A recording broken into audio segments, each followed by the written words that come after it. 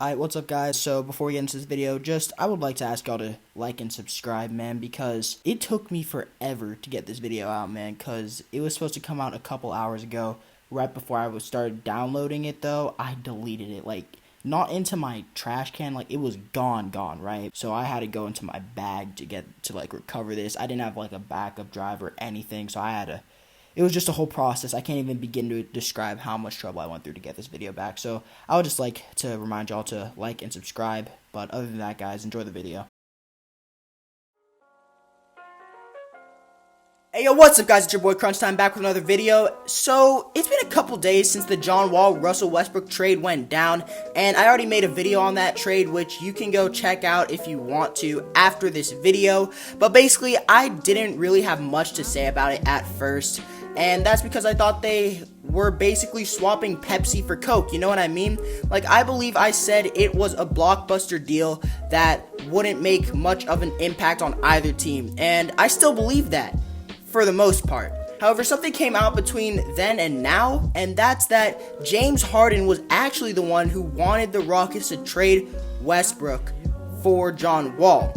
Now, that took me by surprise, right? Because it seemed like Harden and Westbrook were really good friends, right? They had that history in Oklahoma City. You know, Harden wanted Westbrook to come to Houston to play with him instead of Chris Paul, and they had a really solid off-the-court relationship. Now, I know that sometimes friends and off-court relationships don't mix well and don't necessarily correlate with what's happening on the court or what's happening in the business part of the world, but it still took me by surprise a little for him to straight up tell the front office to ship his brother out of town. I mean, I know the NBA is a business and all, but that's just cold, man. And also, reports were saying that the Rockets were content to keep Russ and Harden and run it back next season, at least for the beginning of it, right? But then they trade Russ for a similar player who is also making a big bag, but with the added benefit of the fact that he's coming off a mini retirement. I'm serious, man. I saw a post on my feed on Instagram from Hoops Nation that said it has been 708 days since John Wall last played in an NBA game. On the other hand, Michael Jordan's first retirement lasted 637 days. This man is literally coming out of an unofficial retirement. I know the Rockets got a first-round pick out of the deal as well, but it's 2023 and it's protected, so they might not even keep that pick, right? So really, this trade stunned me, right? I didn't know why on earth the Rockets would make that trade, especially since they'd been so content to keep both of them, right? That just really shows you that James Harden did not want Russell Westbrook in town. That really speaks to what was going on behind the scenes. So yeah, James Harden made them get Russell Westbrook out of town. And that means that this will be the third point guard. That means that John Wall will be the third point guard, the third star point guard that James Harden has played with in 3 years.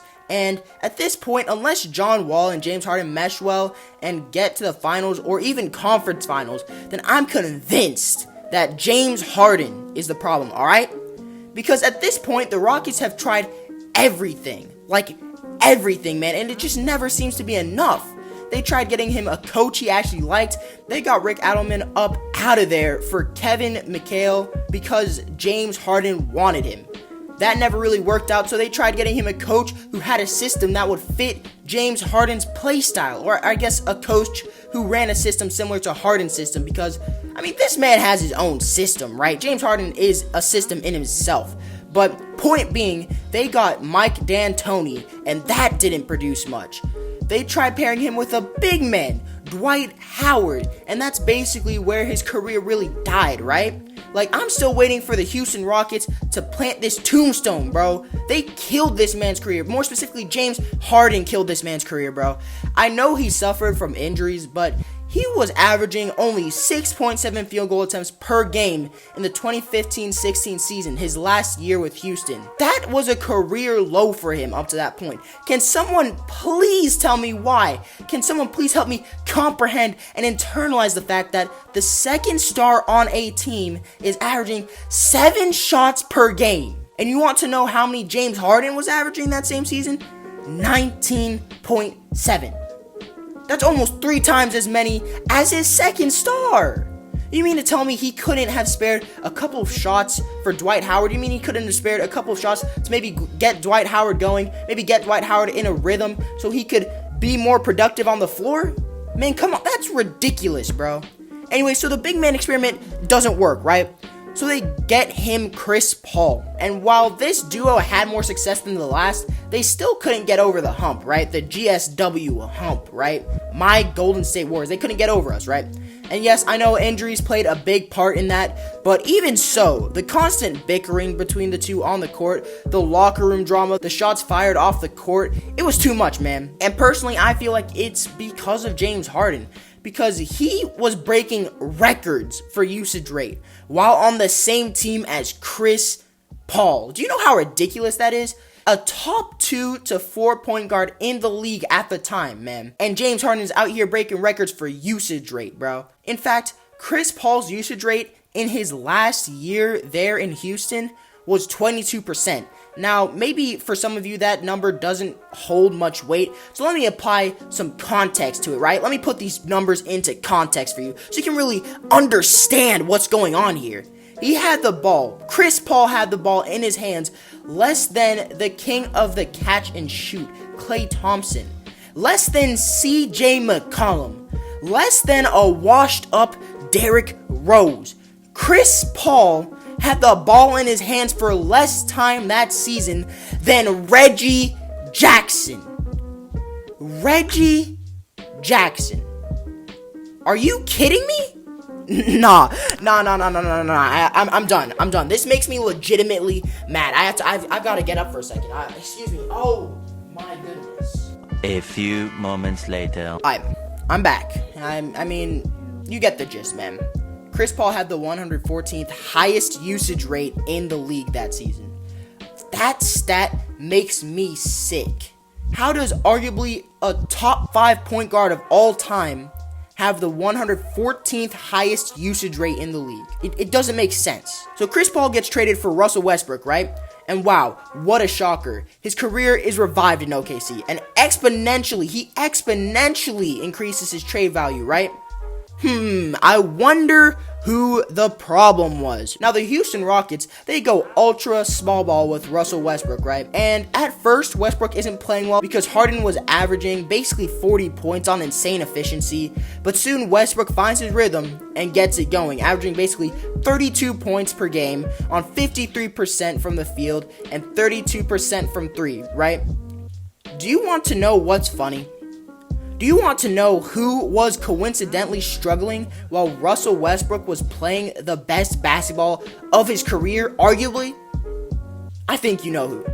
I don't even have to say it, man. You know who. All the while, Chris Paul is thriving in OKC, right?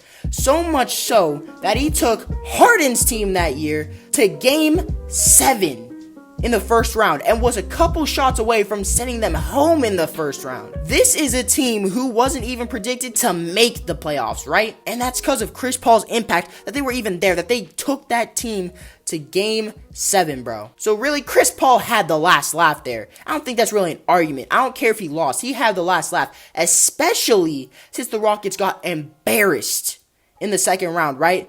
5 games against the Lakers, they didn't have a big man. Austin Rivers was talking about how he was down low guarding Anthony Davis. Like, it was just a mess, bro.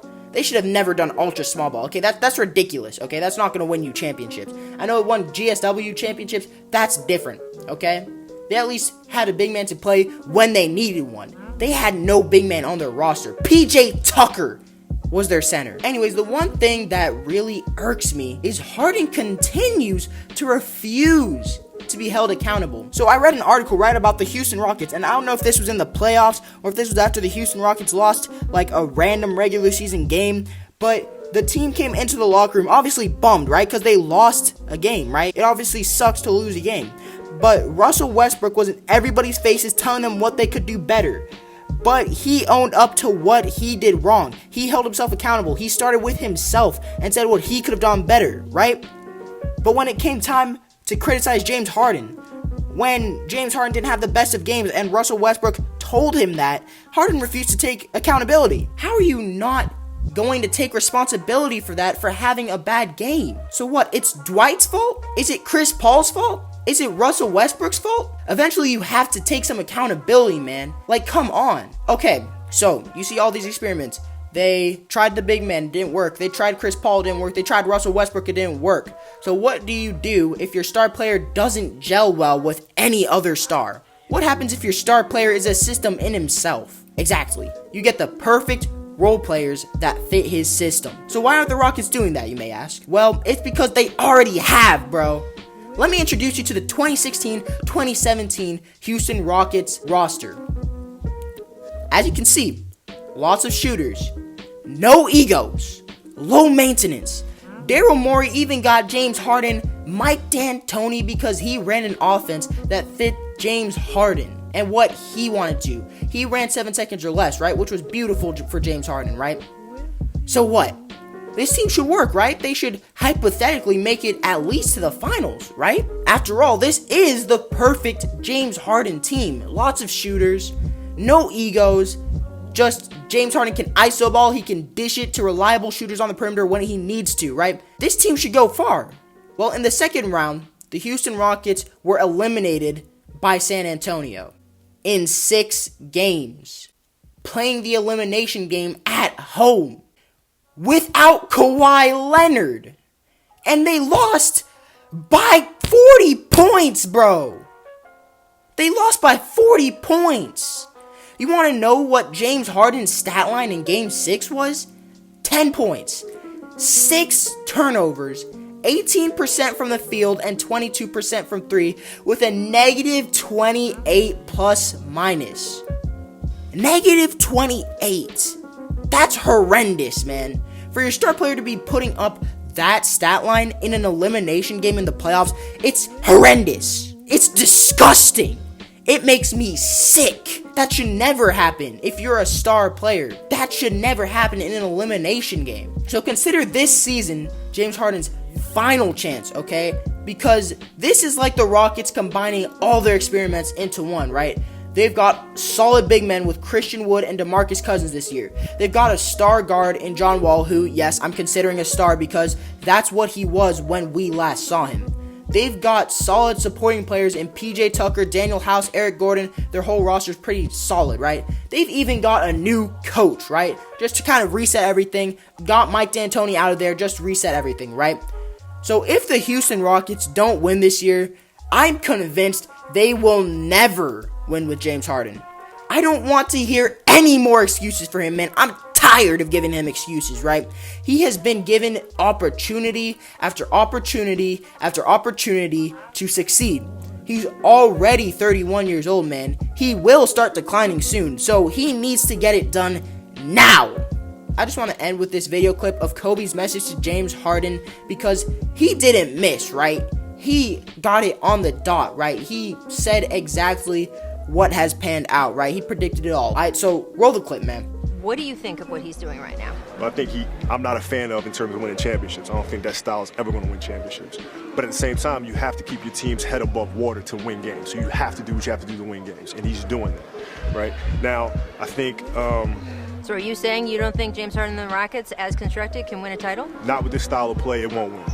Yeah, so I think that really says it all. Anyways, I mean... that's all I have for y'all today. I know it seems like I went in a bit hard on James Harden, man, but I'm not denying his greatness, right? He's one of the best offensive players we've ever seen. He's one of the best shooting guards this game has ever seen.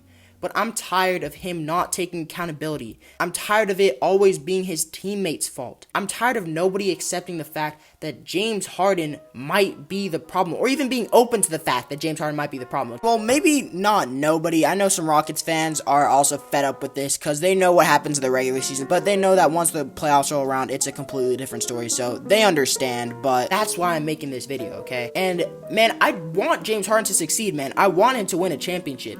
I don't want him to fail, right? But it's just not looking good. Anyways, leave a like if you enjoyed the video and subscribe if you enjoy my content. We're trying to hit 100 subs by the end of the year, so a subscription would definitely be appreciated. That being said, enjoy the rest of your day, guys. It's been your boy Crunch Time, and I'll see you next time.